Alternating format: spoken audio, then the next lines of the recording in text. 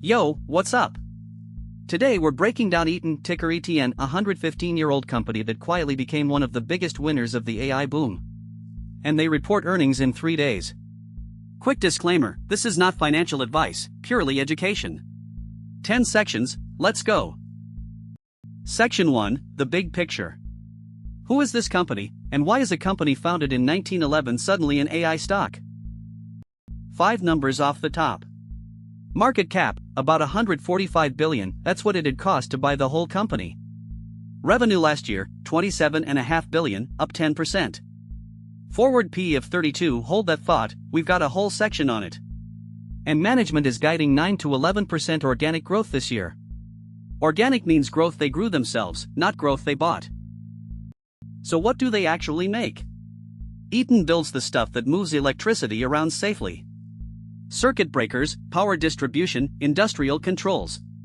They also do hydraulics for airplanes and powertrain parts for vehicles. They're based in Ireland, they sell in 180 countries, and they've been doing this since 1911. Not exactly a startup. Here's why the market suddenly cares. AI data centers are enormous electricity hogs, and somebody has to build the guts that deliver that power safely. ETN's data center orders jumped about 240% year over year in the first quarter. 240. That's not a typo. Meanwhile, Eversys, factories coming back to America, grid upgrades, all pulling the same direction. They're not alone though. ABB is bigger, about $178 billion. Schneider Electric leans more software. Emerson is the cheap one at roughly 20 times forward earnings. And Vertiv is the pure-play data center guy trading around 44 times. Remember Vertiv and Emerson, they're the bookends of this whole valuation story.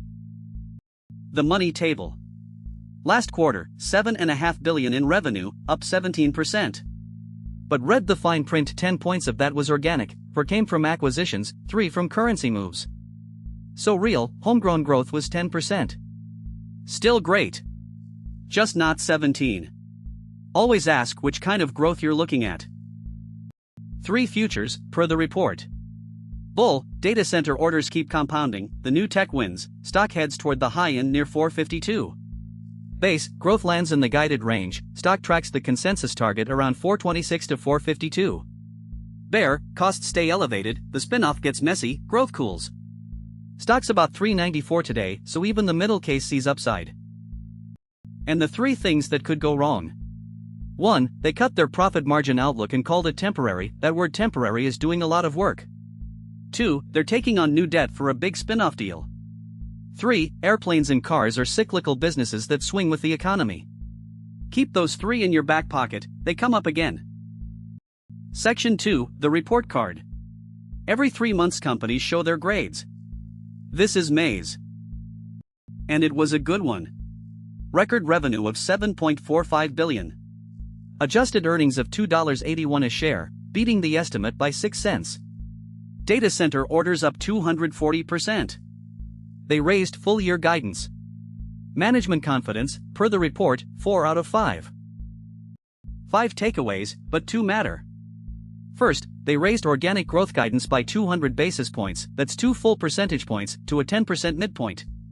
Companies don't raise guidance unless they're seeing real demand. Second, and this is the cool one, they're pushing data centers toward 800-volt DC power, which could cut wasted energy by up to 5%. And they've got nearly 24 pilot projects running with the big cloud companies. But here's the wrinkle in the same report. They cut their segment margin guidance by 50 basis points, half a percentage point. Why? Higher input costs, plus the expense of ramping up about a dozen factories to meet all that data center demand. So, great demand problem, real cost consequence. Both true at once. The report scores management's tone 4 out of 5, and I like the reason.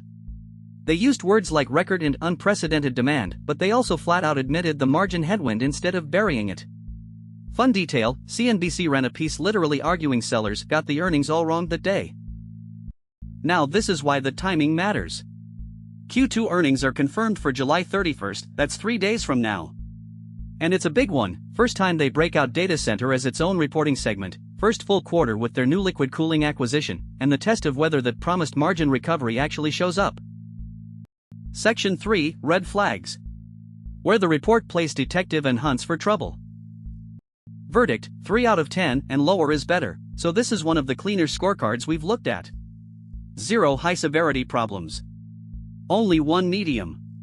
Top concern in 4 words: Dana deal, debt and dilution. We'll unpack that. Scan the scorecard and it's mostly 2s and 3s: revenue quality, customer concentration, accounting, transparency, all clean. 2 5s stand out: margin sustainability, and debt and liquidity. Notice what isn't flagged: no weird accounting, no customer concentration, no insider selling cluster. That's a boring scorecard, and boring is good here. The 2 5s, explained. Margin: they're ramping a dozen factories at once, which costs money before it makes money. They've promised about 150 basis points of improvement from Q1 to Q2, a specific, checkable promise. Debt: the spin-off deal requires Eaton to raise new debt to fund a $1.1 billion cash payment to itself.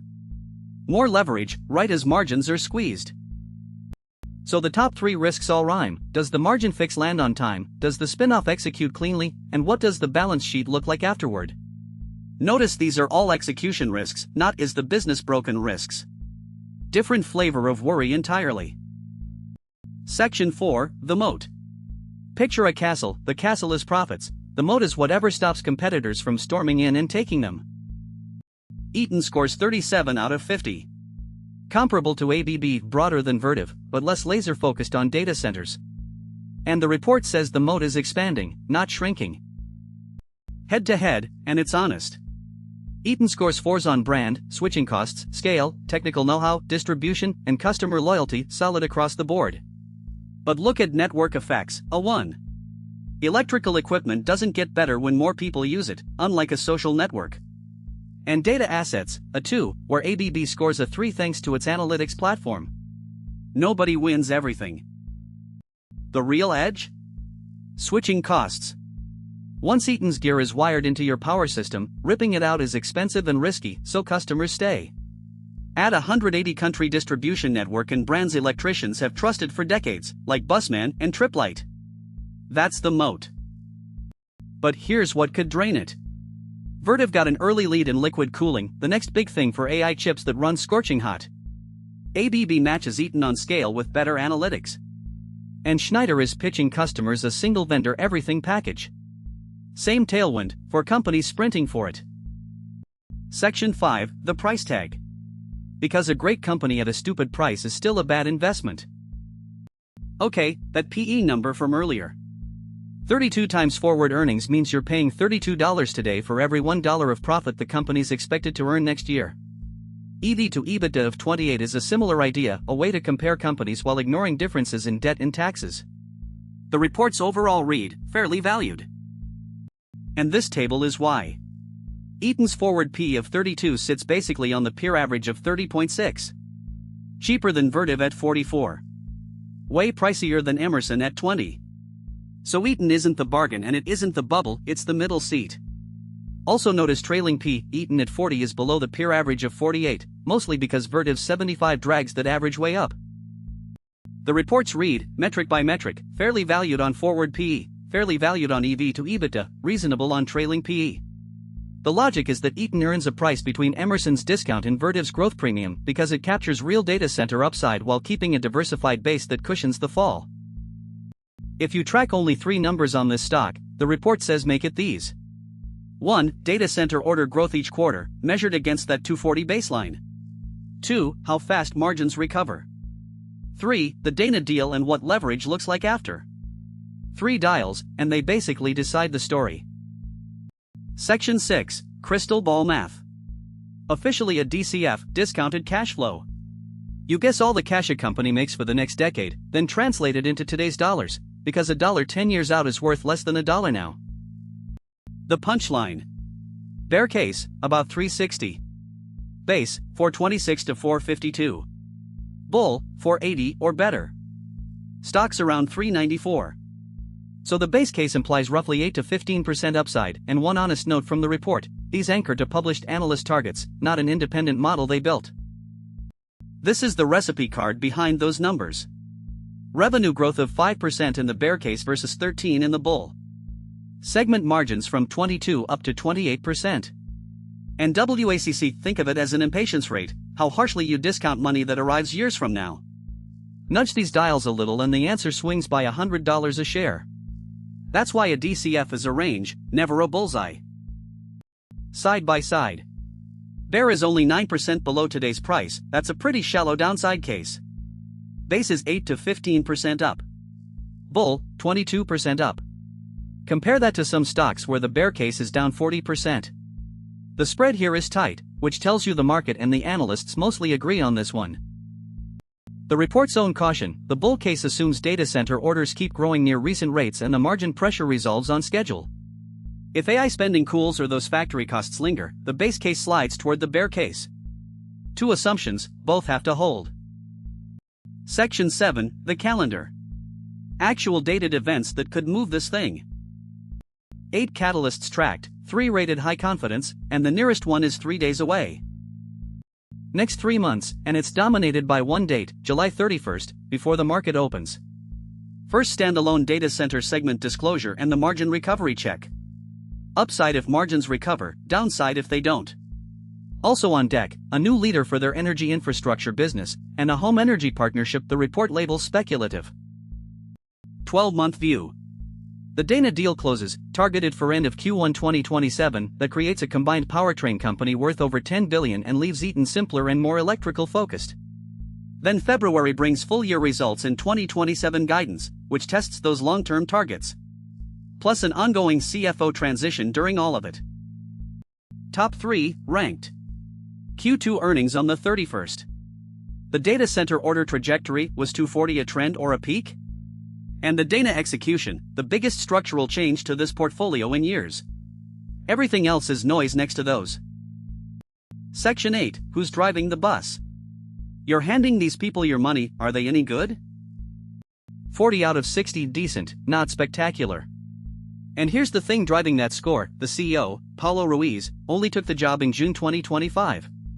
The CFO is transitioning too. And Ruiz owns about 0.007% of the company, roughly $10 million. Scan the scorecard, 4s on guidance accuracy, transparency, and shareholder communication. That's the good news, they say what they'll do and disclose it clearly. The soft spots are 3s and a 2, CEO track record scores 3 purely because he's new, and insider ownership scores a 2. Not a scandal, just thin skin in the game so far. The blemishes, straight up. They cut margin guidance right after a CEO transition, a credibility test for new leadership. The former CEO sold about $38 million of stock in the year through May 2025, which the report characterizes as largely routine retirement transition selling. And the CFO is leaving midway through the biggest deal in years. And the report's verdict is refreshingly honest, transitioning too early to fully classify. The long-term strategy looks like long-term owner thinking, but it was set by the previous leadership. This team hasn't written its own track record yet. Sometimes the right answer is we don't know yet. Section 9, Bull versus Bear. 2 analysts, 8 rounds, 1 neutral judge. My favorite section, fastest way to actually understand a stock. Final score, Bull takes 5 rounds, Bear takes 3. Bull wins narrowly. And the single key uncertainty, per the judge, margin recovery timing. Let's replay the best rounds. Round 1, growth. Bull leads with revenue up 17% and orders up 240. Bear counters, 4 points of that came from acquisitions, 3 from currency swings, non-operational tailwinds that can reverse. Lesson from this round, always separate what a company grew from what it bought or got handed by exchange rates. Round 2, price. Bull says at 32 times, Eaton's in line with peers and way below Vertiv's 44, despite similar data center exposure, arguably underpriced. Bear fires back, it's still a premium to Emerson at 20. If data center enthusiasm cools, guess which direction that multiple travels. Round 5, management. Bull, they promoted from within, so there's continuity, and his first full quarter beat expectations. Bear, both the CEO and CFO changed seats right in the middle of the largest portfolio transaction in years. That's a lot of new hands on the wheel at the worst possible moment. The judge rules for the bull, narrowly, and the reasoning matters, the order growth, guidance raises, and margin roadmap are documented, while the bear case leans on things that might happen. But the judge assigns homework and it's good homework. Ask how much of that 240% order growth came off a tiny prior year base. And find out the actual debt terms funding the Dana payment. Last one. Section 10, the beginner cheat sheet, the whole report squeezed onto one page. What does ETN do? It makes the electrical equipment that manages and distributes power breakers, transformers, backup systems, plus hydraulics for planes and parts for vehicles. If you understood that sentence, you understand ETN better than most people who own it. How it makes money: 3 ways. Sell electrical gear to utilities, data centers, and factories, that's the big, fast-growing one. Sell hydraulic and fuel systems to aircraft makers. And sell powertrain parts to vehicle makers, the piece they're spinning off. The whole story is ETN tilting harder and harder toward door number 1. The final checklist: 4 green checks and 2 question marks. Easy to understand, financially strong, growing, risks identifiable, all checked. The question marks? Reasonably valued gets a maybe, because it's priced right in line with peers, not obviously cheap. And needs more research. Watch the Q2 call for margin proof and Dana financing detail. 0 red X's on this page, which is not nothing. Let's land it. 5 things to remember about ETN. 1. They sell the electrical guts that AI data centers can't run without. 2. Data center orders exploded 240% in 1 quarter. 3. There's a margin dip management insists is temporary, and we find out in 3 days.